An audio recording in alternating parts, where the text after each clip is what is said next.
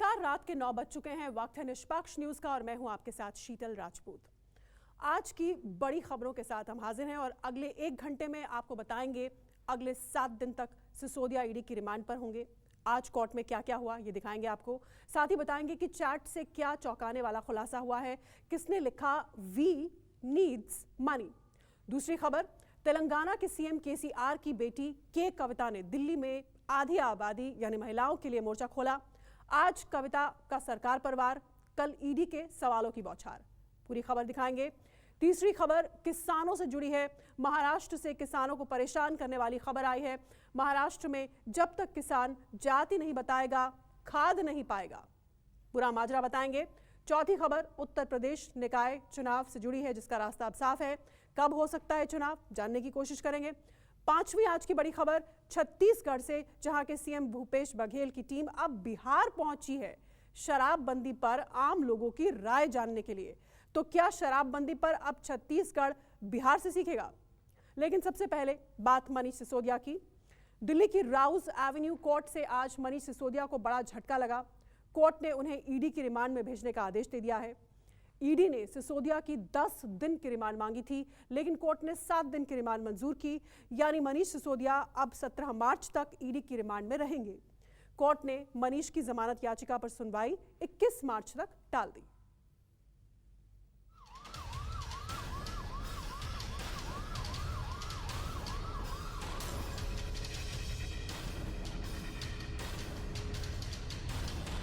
काल कोठरी की कैद से मुक्ति दूर की कौड़ी बन गई। जमानत याचिका पर सुनवाई तक नहीं हुई।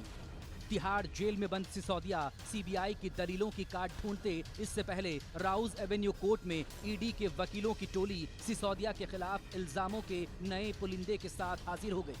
पौ फटते ही सिसोदिया की 10 दिनों की रिमांड मांग बैठी, लेकिन राउज एवेन्यू कोर्ट ने साफ कर दिया कि रिमांड पर फैसला तभी होगा जब सिसोदिया का पक्ष भी सुन लिया जाए।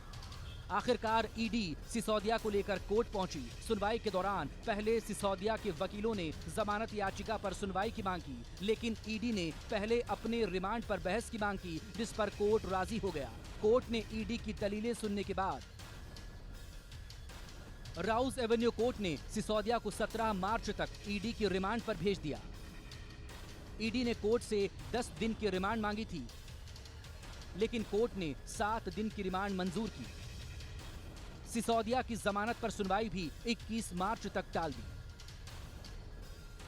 दरअसल रिमांड पर लंबी दलीलों में ही सुबह से शाम हो गई। अदालत ने जमानत याचिका पर सुनवाई की तारीख आगे खिसका दी। अदालत में ईडी ने सिसोदिया के साथ सीएम अरविंद केजरीवाल को भी शराब नीति घोटाले की साजिश का हिस्सेदार क्या बताया। बीजेपी बल्लियों उछलने लगी। आम आदमी पार्टी भी जांच एजेंसियों की आड़ में मोदी सरकार पर हमलावर हो उठी। अब सीबीआई के बाद ईडी ने भी गिरफ्तार किया, तो मुझे लगता है कि अरविंद केजरीवाल जी की वो जिस प्रकार से उन परेशान दिख रहे हैं, वो इसलिए नहीं दिख रहे कि मनीष सिसोदिया ईडी से भी गिरफ्तार हो गए। मुझे लगता है वो परेशान इसलिए दिख रहे हैं कि मनीष सिसोदिया की ओर सारे साक्ष्य अरविंद केजरीवाल की ओर इशारा कर रहे हैं। आज बताइए पूरे देश को, जिस घोटाले को मोदी जी आप और आपकी पार्टी सैकड़ों हजारों करोड़ का घोटाला बता रही है। कोई कहता है 10,000 करोड़ का घोटाला, कोई कहता है 2,000 करोड़ का घोटाला। इतने छापेमारियों के बाद, पूरी सीबीआई ईडी लगाने के बाद, सारी जांच एजेंसियों की ताकत झोंकने के बाद क्या बरामदगी हुई आप बताइए। किस आरोप और जुर्म में आपने मनीष सिसोदिया को जेल में रखा है, बताइए आप। कोई जवाब नहीं है। जवाब सिर्फ एक है, आम आदमी पार्टी को किसी तरीके से रोको, मनीष सिसोदिया को किसी भी तरीके से जेल में रखो। मंत्री सौरभ भारद्वाज ने भी सिसोदिया पर लगे आरोपों को झूठ का पुलिंदा बताया, इस दावे के साथ कि बीजेपी का एकमात्र मकसद आम आदमी पार्टी के नेताओं को परेशान करना है, झूठे इल्जामों में फंसाकर जेल में बंद करना है। देखिए, जिस तरीके की फुहड़ राजनीति भारतीय जनता पार्टी कर रही है, वो ये बात भूल गए हैं कि जिन बातों का विरोध वो कांग्रेस के लिए करा करते थे, आज ये उससे भी आगे निकल गए हैं। इन्होंने गवर्नर अपॉइंट किए हैं ताकि केंद्र सरकार जो है राज्य सरकारों को परेशान कर सके। एलजी जो हैं वो राज्य सरकार के मुख्यमंत्रियों को परेशान करते हैं। इनकी जो सेंट्रल एजेंसी हैं वो सिर्फ और सिर्फ अपोजिशन रूल स्टेट्स और उनके राजनीतिक लीडर्स को जो है टारगेट करती हैं। जिसको ये सबसे बड़ा भ्रष्टाचारी कहते हैं, उनको ये बीजेपी में ज्वाइन करा लेते हैं तो फिर वो जो है वो बहुत अच्छा नेता बन जाता है। फिर ईडी सीबीआई उसके ऊपर काम करना बंद कर देती है। राउज एवेन्यू कोर्ट में सिसोदिया की पेशी से घंटों पहले बीजेपी की टोली आम आदमी पार्टी के दफ्तर पहुंच गई। पार्टी के कारकुनों ने सड़क पर ही तिहाड़ जेल बना दिया। ये भी दिखाया कि कैसे जेल के भीतर आम आदमी पार्टी के नेता ऐशो आराम करते हैं, सियासत को बदनाम करते हैं। दिल्ली की आबकारी नीति के खिलाफ बीजेपी दिन पर दिन आक्रामक रवैया इख्तियार कर रही है और आज आम आदमी पार्टी के मुख्यालय के बाहर बीजेपी ने एक अलग अंदाज में अपना धरना प्रदर्शन किया। बीजेपी ने तिहाड़ जेल के 2 बैरक बनाए, दो बैरक में दिल्ली के पूर्व स्वास्थ्य मंत्री सत्येंद्र जैन का मसाज सेंटर बनाया गया। साथ ही साथ एक बैरक में दिल्ली के पूर्व उप मुख्यमंत्री मनीष सिसोदिया को दिखाया गया। दिल्ली के शराब घोटाले की जांच की आंच अब तेलंगाना तक पहुंच चुकी है। सीबीआई के साथ ईडी भी हरकत में आ चुकी है। हालांकि बीजेपी इसे भ्रष्टाचार के खिलाफ एक्शन बता रही है, लेकिन आम आदमी पार्टी की नजर में ये सिर्फ और सिर्फ सियासी साजिश है। दिव्या अग्रवाल और अमित पांडे के साथ प्रभाकर मिश्रा, दिल्ली न्यूज़ 24।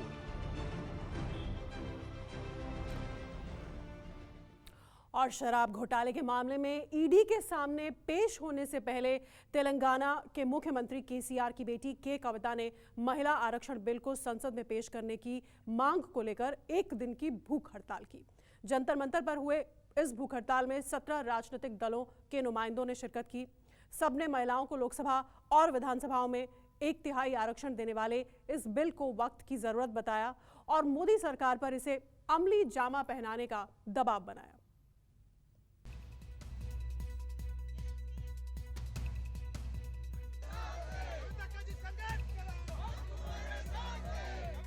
वक्त तय था, जगह तय थी, मुद्दा भी मुकर्रर था। पौ फड़ते ही जंतर मंतर का मंच सज गया। महिला आरक्षण की मांग बुलंद होने लगी।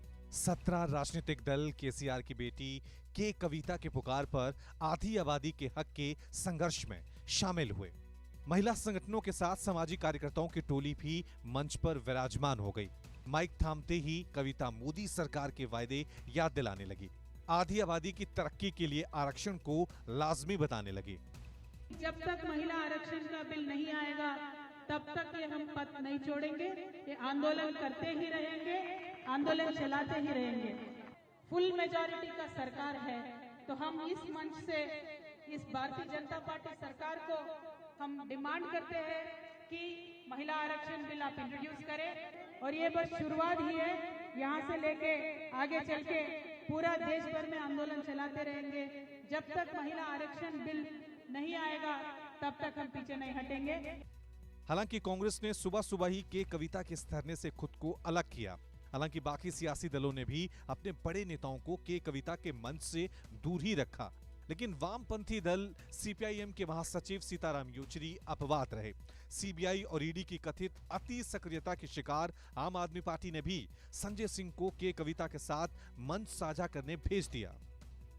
8 साल पहले 2014 में जब चुनाव लड़े थे हमारे प्रधानमंत्री आदरणीय नरेंद्र मोदी जी, बीजेपी ने अपने मैनिफेस्टो में ये बात कही है कि हम विमेंस रिजर्वेशन बिल के पक्ष में हैं। आखिर आज तक क्यों नहीं ये बिल पास हुआ, ये सबसे बड़ा सवाल है। 2 साल हो गए, ये बिल आया नहीं, ना सिर्फ इंट्रोड्यूस भी नहीं हुआ अभी तक। तो हमारी पार्टी की और बीआरएस के साथ, कविता जी के साथ हम पूरा सहयोग के साथ हम ये कहेंगे कि हमारा दबाव रहेगा इस सत्र के अंदर इस बिल को ले आना और इसको पारित करवाने। तो ये तो शुरुआत है, जैसे बोलते हैं एक छोटा चिंगारी है, आज शुरू हो गया है। ये बढ़ेगा, जरूर बढ़ेगा। ये तब तक खत्म नहीं होगा जब तक महिला आरक्षण हिंदुस्तान में हम पाकर रहेंगे। और मैं ये कहना चाहती हूँ कि तेलंगाना के पावन धरती पे जब भी कोई आंदोलन शुरू हुआ है वो मुहिम मंजिल तक पहुंचा है। हालांकि बीजेपी ने के कविता के इस धरना प्रदर्शन को शराब घोटाले से ध्यान भटकाने की कोशिश का हिस्सा बताया। ये दावा किया कि आंदोलन की आड़ में के कविता अपने भ्रष्टाचार पर पर्दा डाल रही हैं। देखिए, महिला आरक्षण तो सिर्फ एक बहाना है, असली मकसद बेईमानों को बचाना है। और आप देखिए, जो सहयोगी पार्टियां इस महिला आरक्षण जैसे बहुत ही संवेदनशील और जरूरी मुद्दे पर साथ जुड़ी हैं, ये वही पार्टियां हैं जिनकी पृष्ठभूमि पूरी तरह से महिला विरोधी रही है। चलिए आगे बढ़ते हैं। उत्तर प्रदेश में निकाय चुनाव का रास्ता साफ होता नजर आ रहा है। अगर सब कुछ ठीक रहा तो यूपी में अगले 2 महीने में निकाय चुनाव संपन्न करवा लिए जाएंगे। चुनाव में पिछड़ा वर्ग के लिए आरक्षण लागू किए जाने हैं के लिए गठित विशेष पिछड़ा वर्ग आयोग ने कल अपनी सर्वे रिपोर्ट मुख्यमंत्री योगी आदित्यनाथ को सौंप दी है। ये रिपोर्ट देखिए।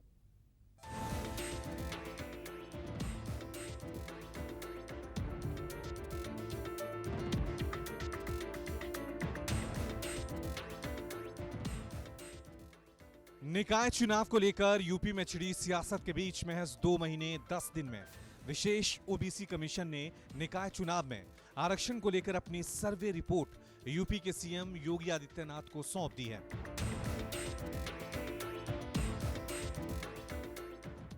इसे स्वीकार करते हुए सीएम योगी आदित्यनाथ ने इस रिपोर्ट को आज कैबिनेट से मंजूर करवाकर यूपी में निकाय चुनाव की राह में आ रही बाधाओं को पूरी तरह से साफ कर दिया।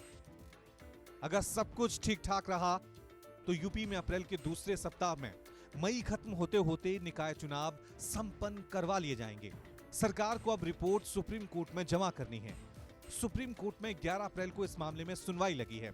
जब हाई कोर्ट का निर्णय आया था तो राज्य सरकार सुप्रीम कोर्ट कुछ बिंदुओं को लेकर के गई थी और सुप्रीम कोर्ट ने 4 जनवरी 2023 को एक निर्णय सुनाया था, जिसमें इस आयोग को आगे ले जाने की भी अनुमति दी गई थी और कहा गया था कि मार्च के पहले ये आयोग रिपोर्ट दे देगा, ऐसी उम्मीद है। और माननीय सर्वोच्च न्यायालय के उम्मीद के खरा उतरते हुए हम लोगों ने ये काम पूरा किया है, माननीय आयोग ने पूरा किया है। अगली इसकी जो हियरिंग है वो 11 अप्रैल को लगी हुई है। माननीय सर्वोच्च न्यायालय के निर्देशों के मुताबिक या उसके अनुसार हम इसमें आगे बढ़ेंगे। दरअसल योगी सरकार ने यूपी में निकाय चुनाव के लिए बीते साल 5 दिसंबर को रैपिड सर्वे के आधार पर ओबीसी आरक्षण का ड्राफ्ट नोटिफिकेशन जारी किया। नोटिफिकेशन में आपत्ति जताते हुए सियासी दल हाईकोर्ट पहुंच गए थे। हाईकोर्ट में ट्रिपल टेस्ट के बगैर आरक्षण सूची जारी करने का विरोध किया गया। हाई कोर्ट ने उचित तो माना था, लेकिन सरकार को कहा था या तो वो बगैर आरक्षण चुनाव करवाए या फिर अलग से आयोग गठित करे। इसके बाद सरकार सुप्रीम कोर्ट गई, जहां उसने कहा कि वो बगैर आरक्षण चुनाव नहीं करवाना चाहती है। इसके बाद हाईकोर्ट के रिटायर्ड जस्टिस राम अवतार सिंह की अगुवाई में 5 सदस्यीय आयोग का गठन किया गया, जिसे 31 मार्च तक अपनी रिपोर्ट देनी थी। आयोग ने समय से पहले अपनी रिपोर्ट दाखिल कर यूपी में जल्द चुनाव का रास्ता साफ कर दिया है। हालांकि विपक्ष को अभी रिपोर्ट पर संदेह है। जो ये रैपिड टेस्ट इतनी जल्दी उत्तर प्रदेश जैसे राज्य में जिसमें 4 प्रांत समा जाते हैं, इतना जल्दी कैसे कराया गया, उनके मन में तमाम शंकाएं भी हैं कि जब कोई जातीय जनगणना हुई ही नहीं तो किस आधार पर यह ट्रिपल टी जल्दी कर लिया गया। आयोग की संस्तुति के बाद सरकार निकाय चुनाव के लिए नए सिरे से आरक्षण सूची जारी करेगी। इस बीच राज्य निर्वाचन आयोग ने चुनाव की तैयारियां शुरू कर दी हैं। आज से आयोग ने मतदाता सूची के पुनर्निरीक्षण का काम भी शुरू कर दिया है। सरकार की कोशिश है कि सुप्रीम कोर्ट में रिपोर्ट दाखिल करने के साथ ही यूपी में निकाय चुनाव की अधिसूचना जारी कर दी जाए, जिससे मई के अंत तक हर हाल में निकाय चुनाव संपन्न करवा लिए जाएं। उत्तर प्रदेश का निकाय चुनाव राजनीतिक दांवपेचों में उलझा हुआ है। विशेष तौर से गठित आयोग की रिपोर्ट को आज योगी सरकार की कैबिनेट से मंजूरी मिलने के बाद जहां इस बात की प्रबल संभावना है कि अप्रैल और मई में निकाय चुनाव हो सकते हैं, वहीं विपक्ष अभी भी इसमें पेश फंसा रहा और कह रहा है कि रिपोर्ट सार्वजनिक होने के बाद ही वो इस मामले में कोई फैसला करेंगे। कैमरा पर्सन सचिन कुमार सैनी के साथ मानस श्रीवास्तव, लखनऊ, न्यूज़ 24। महाराष्ट्र की बात करते हैं। महाराष्ट्र में किसानों को लेकर सरकार की ओर से एक नया फरमान जारी किया गया है। इस सरकारी फरमान के मुताबिक जो किसान खाद खरीदना चाहता है उसे पहले दुकान पर अपनी जाति दर्ज करानी होगी, उसके बाद ही उसे खाद मिलेगी। आखिर ये पूरा मामला क्या है, ये खास रिपोर्ट देखिए।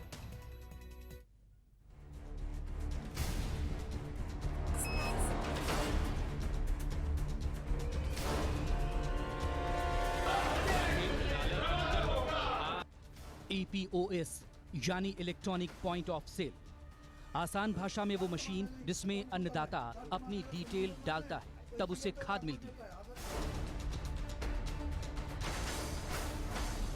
अभी तक इस मशीन में सिर्फ आधार और मोबाइल नंबर दर्ज होता था और किसान को खाद मिल जाता था, लेकिन महाराष्ट्र में अब ये मशीन किसानों की जाति पूछकर उसे खाद दे रही है। यानी किसान जब तक अपनी जाति दर्ज नहीं कराएगा उसे खाद नहीं मिलेगी। सरकार के इस फैसले के बाद किसानों में रोष है। केंद्र सरकार की ओर से जब भी कोई किसान खाद लेने जाता है तो उसकी जातियां निकालने का एक नया तरीका निकाला है। किसानों में इस प्रकार की जातीय राजकारण हो गया तो उसका परिणाम बहुत ही गंभीर होगा। इसलिए हम इस प्रकार की जो भी एक नई उपलब्धियां लाई है सरकार ने, इसका हम विरोध करते हैं। जनरल म्हणजे सर्वसाधारण प्रवर्ग, इतर मागासवर्गीय प्रवर्ग आणि SC आणि ST असे 4 प्रवर्ग त्याच्यामध्ये सामील करण्यात आलेले आहेत। या पद्धतीचं अपडेशन येत असताना कोणत्या प्रवर्गातील शेतकरी नेतोय हे शेतकऱ्यांना, हे दुकानदारांना खत विक्री करताना त्यामध्ये समाविष्ट करून मगच खत विक्री करायची आहे। EPOS मशीन में जाति दर्ज कराने वाले 4 मुख्य वर्ग हैं। इनमें जनरल, OBC, SC, ST वर्ग शामिल हैं। अब आपको बताते हैं ये मशीन फिलहाल काम कैसे कर रही है। दरअसल EPOS मशीन के सॉफ्टवेयर में बदलाव किया गया है। सॉफ्टवेयर में किसान का डेटा दर्ज करना अनिवार्य। मशीन में जाति बताने पर ही सॉफ्टवेयर आगे बढ़ता है। सॉफ्टवेयर में चुनिंदा जातियों का ऑप्शन ही उपलब्ध है। जाति न बताने पर आगे की जानकारी नहीं भरी जा सकती। किसान का ब्यौरा भरने के बाद ही खाद मिलती है।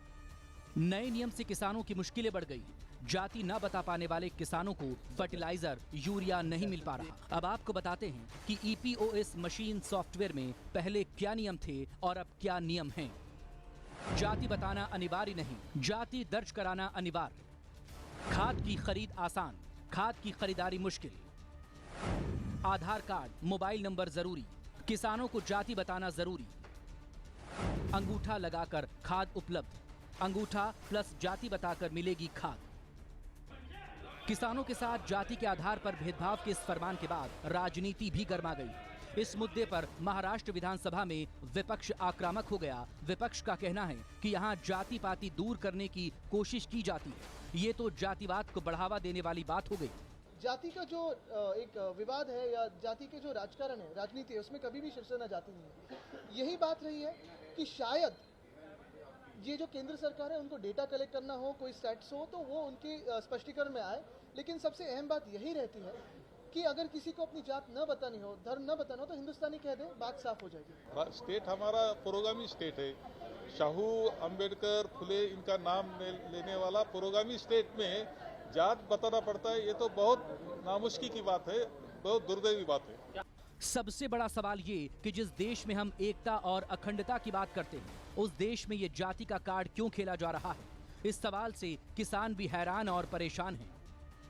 सांगली से आसिफ मुरसल, मुंबई से विनोद जगदाले के साथ ब्यूरो रिपोर्ट, न्यूज़ 24। बिहार में शराबबंदी की बात तो आपने सुनी होगी। अब छत्तीसगढ़ की एक टीम बिहार पहुंची है। ये टीम 3 दिन तक जनता के बीच रहेगी, शराबबंदी के फायदे के बारे में जानने की कोशिश करेगी। तो क्या अब छत्तीसगढ़ शराबबंदी पर बिहार मॉडल से सीखने जा रहा है? क्या चुनाव से पहले सीएम भूपेश बघेल की सरकार कोई बड़ा फैसला लेने जा रही है?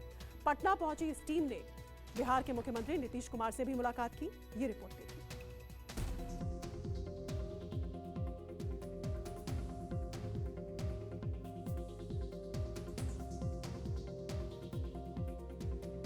छत्तीसगढ़ के सीएम भूपेश बघेल की टीम बिहार पहुंची है। इस टीम में 9 विधायक, 8 अधिकारी हैं जो बिहार में शराबबंदी की सफलता का जायजा लेने पहुंचे हैं। ये टीम 3 दिनों तक पटना, वैशाली, नालंदा के इलाकों में घूमकर लोगों से संवाद करेगी। शराबबंदी कानून के असर को समझने की कोशिश करेगी। इस टीम की अगुवाई रायपुर से कांग्रेस विधायक सत्यनारायण शर्मा कर रहे हैं। शराबबंदी कानून को समझने और देखने के लिए छत्तीसगढ़ से 17 लोगों की टीम बिहार पहुंच चुकी है। सर ये बताइए कि आप लोग पर्पस क्या है, क्यों आए हैं? ये देश में जहाँ जहाँ शराबबंदी हुई है उसकी सफलता के तरीके क्या हैं और कैसे उन्होंने सफल किया है इसको, शराबबंदी को जानने के लिए आए हैं। मैं ये समझता हूँ मुख्यमंत्री जी का प्रयास काफ़ी मजबूत प्रयास है और उसकी सफलता का राज मुख्यमंत्री जी का चिंतन और मुख्यमंत्री जी की सोच है। जनता से बिहार शराबबंदी मॉडल को समझने के बाद ये टीम छत्तीसगढ़ कांग्रेस को अपनी रिपोर्ट सौंपेगी। दौरा है, पहला दौरा गुजरात का हुआ था और ये दूसरा दौरा है, तो इतनी जल्दी रिपोर्ट बन पाना संभव नहीं है। और भी दौरे इससे पूर्व की जो सरकार थी उनके भी प्रतिवेदन शासन के पास हैं, तो दोनों प्रतिवेदनों का, दोनों अध्ययनों का मिला करके और फिर ब्यौरा दिया जाए। बिहार में शराबबंदी कानून 2016 में लागू हुआ था। उस समय बिहार में महागठबंधन की सरकार थी। विपक्ष में बैठी बीजेपी ने भी उस वक्त शराबबंदी कानून को अपना समर्थन दिया था। अब बिहार में शराबबंदी कानून की चर्चा पूरे देश में हो रही है। कुछ दिन पहले राजस्थान से भी एक टीम शराबबंदी कानून का जायजा लेने बिहार आई थी और अब छत्तीसगढ़ से टीम आई है। अब छत्तीसगढ़ सरकार की तरफ से एक टीम बिहार आई है शराबबंदी कानून के क्रियान्वयन की समीक्षा करने के लिए, इसके सोशियो इकोनॉमिक इम्पैक्ट को समझने के लिए, लोगों पर इसका क्या प्रभाव पड़ा है इस बात को करीबी से जानने के लिए, ताकि आने वाले समय में उनकी सरकार भी इस मसले पर विचार कर सके।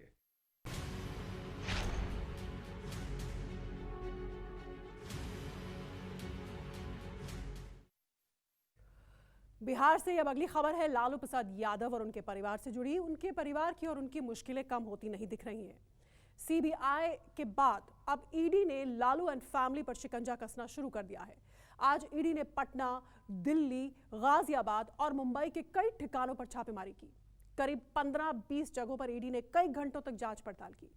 कई जगह तो अब भी ईडी की कार्रवाई चल रही है। पटना में जहां लालू यादव के बेहद खास माने जाने वाले पूर्व विधायक अबू दोजाना के घर छापेमारी हुई, तो दिल्ली और मुंबई में लालू यादव के बेटे तेजस्वी यादव और उनकी 3 बेटियों के घर पर भी ईडी का एक्शन हुआ। आखिर लालू एंड फैमिली के खिलाफ किस किस मामले में सीबीआई और ईडी ये कार्रवाई कर रही है, ये डिटेल्ड रिपोर्ट देखिए।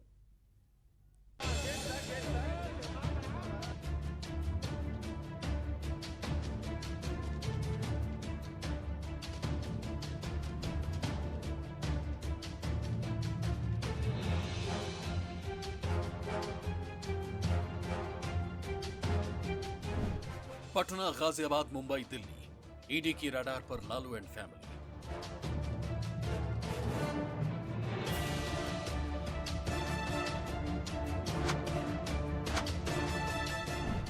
लालू के बेटे, बेटी और रिश्तेदार सबके ठिकानों पर रेड धुआंधार।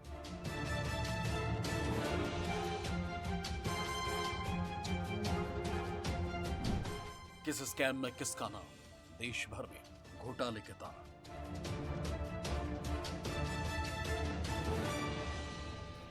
लालू एंड परिवार और उनके रिश्तेदारों की मुसीबतें कम होने का नाम नहीं ले रही। एक मामले की जांच और उसमें पूछताछ का सिलसिला खत्म नहीं होता कि दूसरे मामले की जांच और उसमें पूछताछ शुरू हो जाती। एक जांच एजेंसी का एक्शन खत्म नहीं होता कि दूसरे की ताबड़तोड़ कार्रवाई शुरू हो जाती। शुक्रवार को भी कुछ ऐसा ही हुआ। प्रवर्तन निदेशालय यानी ईडी ने लालू एंड फैमिली और उसके करीबी रिश्तेदारों के घर एक साथ धावा बोला और जांच शुरू कर दी। ईडी की यह छापेमार कार्रवाई सबसे पहले पटना के फुलवारी शरीफ में पूर्व विधायक अबू दोजाना के घर से शुरू हुई और देखते ही देखते रांची में अबू दोजाना के सीए अजय कुमार के दफ्तर, दिल्ली के न्यू फ्रेंड्स कॉलोनी में तेजस्वी यादव के घर, यूपी के गाजियाबाद में रह रही लालू यादव की बेटी रागिनी यादव के घर और मुंबई में लालू की बेटी हेमा यादव के घर के साथ ही चंदा यादव के घर पर भी ईडी की टीम ने छापेमारी की। शुरुआत अबू दोजाना के घर से हुई। पटना में फुलवारी शरीफ के हारून नगर में अबू दोजाना का यह आलीशान मकान है। सुबह सुबह ईडी की टीम पहुंची तो सब हक्के बक्के रह गए। आज एक बार फिर ईडी की टीम ने आरजेडी के नेताओं के यहाँ धावा बोला है। आप देख सकते हैं कि इस समय हम जो आरजेडी के पूर्व एमएलए हैं, सुरसंड के रहे हैं सैयद अबू दुजाना, उनके घर पे ईडी की टीम आज सुबह में यहाँ पे पहुँची है और ईडी की टीम करीब 3 गाड़ियों से यहाँ 10 अधिकारी पहुँचे हैं और आज सुबह से इनके घर पे ये छापेमारी चल रही है। बताया जा रहा है कि ये छापेमारी IRCTC को लेके है। जिस वक्त ईडी की टीम छापेमारी के लिए पहुंची थी, उस वक्त अबू दुजाना घर पर ही मौजूद थे। किस चीज की छापेमारी हो रही है दुजाना जी? बाहर आकर खड़े हैं, कुछ कहना चाहेंगे अबू जी? क्या मामला है? क्या मामला है? बताया क्या जा रहा है?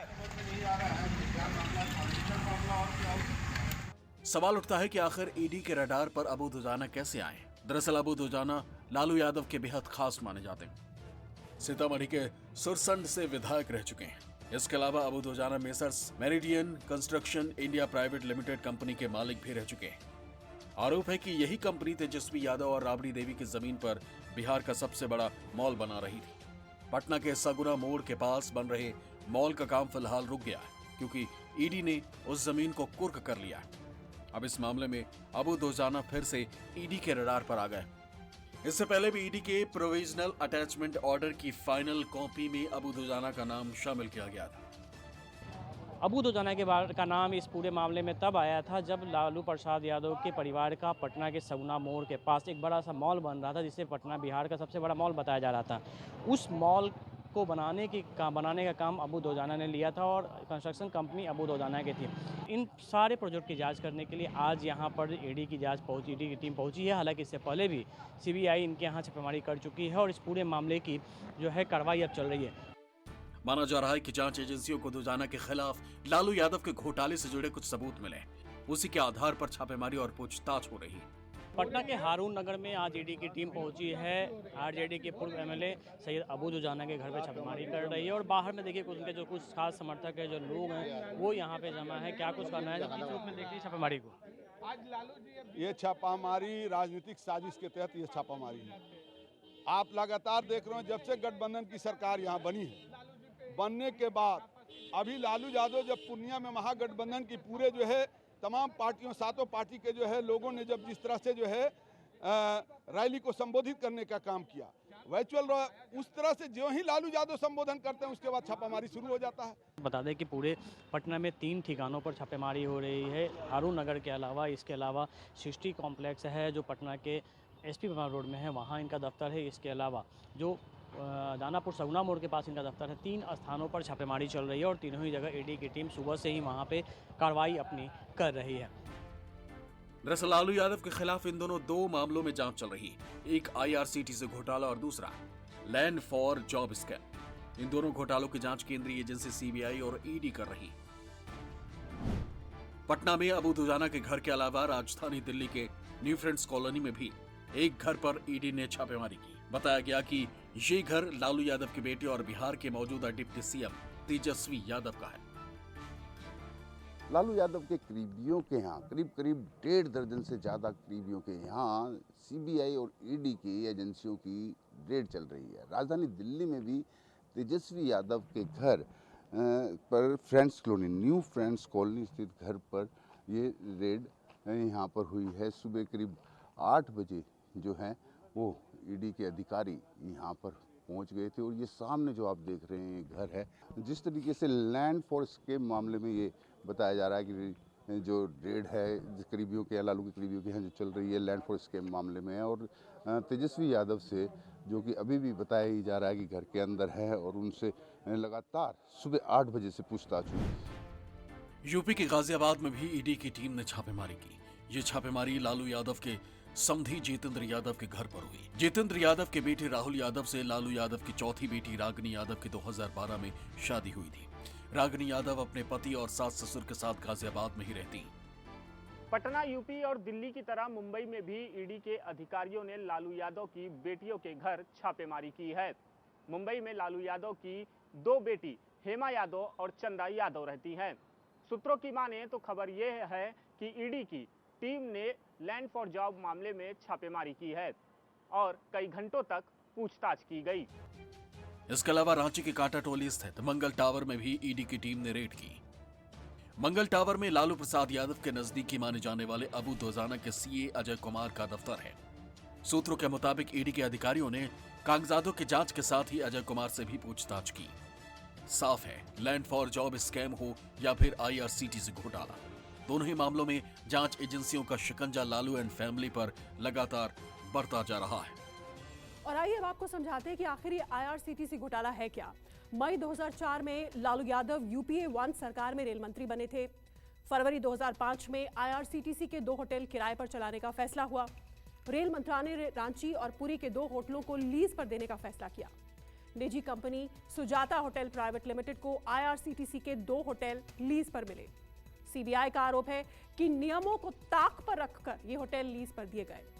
नवंबर 2006 में रांची और पुरी के 2 होटलों के लिए रेलवे ने टेंडर निकाला था। टेंडर की जो शर्तें थीं उसके मुताबिक बिड के लिए सुजाता होटल्स योग्य नहीं थी। आरोप है कि कुछ ही हफ्तों के अंदर टेंडर की शर्तों में बदलाव कर दिया गया। शर्तों में बदलाव के बाद सुजाता होटल्स बिडिंग के लिए एलिजिबल हो गई। दिसंबर 2006 में सुजाता होटल्स को रांची और पुरी वाले होटल दे दिए गए। CBI का आरोप है कि इस लीज के बदले में लालू परिवार को जमीन दी गई। लालू परिवार को पटना के बेली रोड में करीब 3 एकड़ की कीमती जमीन दी गई। CBI के मुताबिक पहले यह जमीन डिलाइट नाम की एक कंपनी को दी गई थी। डिलाइट कंपनी RJD के कद्दावर नेता प्रेमचंद गुप्ता की पत्नी सरला गुप्ता की है। बाद में उस जमीन को Lara project company private limited को बेच दिया गया। आरोपों के मुताबिक लारा कंपनी के मालिक तेजस्वी यादव और राबड़ी देवी है। यही वजह है कि CBI और ED लगातार लालू एंड फैमिली और रिश्तेदारों पर शिकंजा कसने की कोशिश कर रही है। इधर ED के ताबड़तोड़ एक्शन ने बिहार के सियासी पारा भी बढ़ा दिया है। CBI हो, ED हो, अब ये संस्थाएं हैं, इनके चरित्र को इतना धूमिल कर दिया है ना भाजपा ने। अब कोई कहता है कि फलाने के सर्च ऑपरेशन वहां हो रहा है तो कतई भरोसा नहीं होता। लालू जी की बेटियों पर, स्वयं तेजस्वी जी हमारे डिप्टी CM के घर पर जाकर के सर्च कर क्या हासिल करने के लिए, एक बंद केस को खोल करके आपकी टीस है कि अगस्त के महीने में 2022 में जो सरकार गई ना, तो वो टीस आपने इन संस्थाओं के मध्य रख दिया। आप बाज आइए, आपने किसी विपक्ष के दल और नेता को नहीं छोड़ा, बाज आइए, क्योंकि कल जब आप सत्ता में नहीं होंगे आपके साथ इसकी पुनरावृत्ति हो सकती है। तेजस्वी यादव ने कहा है कि 10 सर्कुलर रोड में वो लोग अपना ऑफिस खोल ले, उनकी बचत भी होगी, समय की भी, पैसा भी कम बचत होगा, वहीं से सब काम करें, हमें खुशी होगी। और राष्ट्रीय जनता दल के सभी कार्यकर्ताओं की छापामारी करें। जो खुद भ्रष्टाचार और विभिन्न घोटालों में जो आरोपी हैं, जिन पर CBI की जांच चल रही है, तो भ्रष्टाचार में जो लोग अकंठ डूबे हैं वही लोग पत्र लिख रहे हैं। इसलिए देखिए, जो भी CBI काम कर रही है वो कानून के तहत काम कर रही है। तो अगर कुछ गलत हुआ है तो कोर्ट है, कोर्ट उसको देखेगा। सियासत अपनी जगह और घोटाले का आरोप अपनी जगह। अब ये समझना जरूरी है कि लैंड फॉर जॉब स्कैम आखिर क्या है और लालू परिवार इसमें किस तरह से फंसा हुआ है। आइए आपको समझाते हैं। 2004-2009 के बीच लालू प्रसाद यादव UPA सरकार में रेल मंत्री थे। आरोप है कि नियमों को ताक पर रखकर रेलवे में नौकरियां दी गईं। नियमों का उल्लंघन करते हुए कुल 12 लोगों को नौकरी दी गई। बदले में लालू परिवार और करीबियों के नाम पर जमीन लिखवाई गई। पहले ग्रुप D के पदों पर सब्स्टिट्यूट के तौर पर भर्ती की गई। सब्स्टिट्यूट भर्ती का कोई विज्ञापन या नोटिस भी जारी नहीं हुआ था। जब जमीन का सौदा फाइनल हो गया तो सभी को रेगुलर किया गया। पटना, मुंबई, जबलपुर, कोलकाता, जयपुर, हाजीपुर, इन सभी जोन्स में नौकरी दी गई। आरोप है कि 7 लोगों के परिवारों से जमीन ली और फिर नौकरी दी गई। 7 कैंडिडेट्स के परिवारों से तकरीबन 1 लाख वर्ग फीट जमीन ली गई थी। पूरी जमीन की मौजूदा कीमत 4 करोड़ 39 लाख रुपए के आसपास है। आरोप है कि ये सभी जमीनें बेहद कम दाम में खरीदी गईं। 5 जमीनों की बिक्री हुई थी, जबकि 2 गिफ्ट के तौर पर ली गई। जो जमीन खरीदी गई उन सभी का सौदा नकद में हुआ था। 18 मई 2022 को CBI ने इस मामले में केस दर्ज किया। अक्टूबर 2022 में लालू, राबड़ी और मीसा के खिलाफ चार्जशीट दायर हुई। कुल 16 लोगों के खिलाफ CBI ने चार्जशीट दायर की थी। CBI के चार्जशीट को आधार बनाकर ED इस पूरे मामले में मनी लॉन्ड्रिंग का केस दर्ज कर अपनी जांच कर रही है। मामले में CBI की तरफ से दर्ज FIR में लालू यादव, राबड़ी यादव और उनकी 2 बेटियां मीसा भारती और हेमा यादव का नाम है। इसके अलावा कुछ प्राइवेट प्लेयर्स को भी आरोपी बनाया गया है। उन पर नौकरी के बदले जमीन देने का आरोप है। कुछ दिन पहले ही 27 फरवरी को दिल्ली की राउज एवेन्यू कोर्ट ने लालू के परिवार समेत 14 आरोपियों को समन जारी किया था। सभी आरोपियों को 15 मार्च को अदालत में पेश होने को कहा गया है। 15 मार्च को अदालत सभी आरोपियों से पूछताछ करेगी और उसके बाद आरोप तय किए जाएंगे। इससे पहले अभी हाल ही में सीबीआई ने राबड़ी देवी, लालू यादव और उनकी बेटी मीसा भारती से पूछताछ की थी। पटना से अमिताभ ओझा और सौरभ कुमार, दिल्ली से दिव्या अग्रवाल, विनय सिंह और मुंबई से राहुल पांडे के साथ ब्यूरो रिपोर्ट, न्यूज़ 24।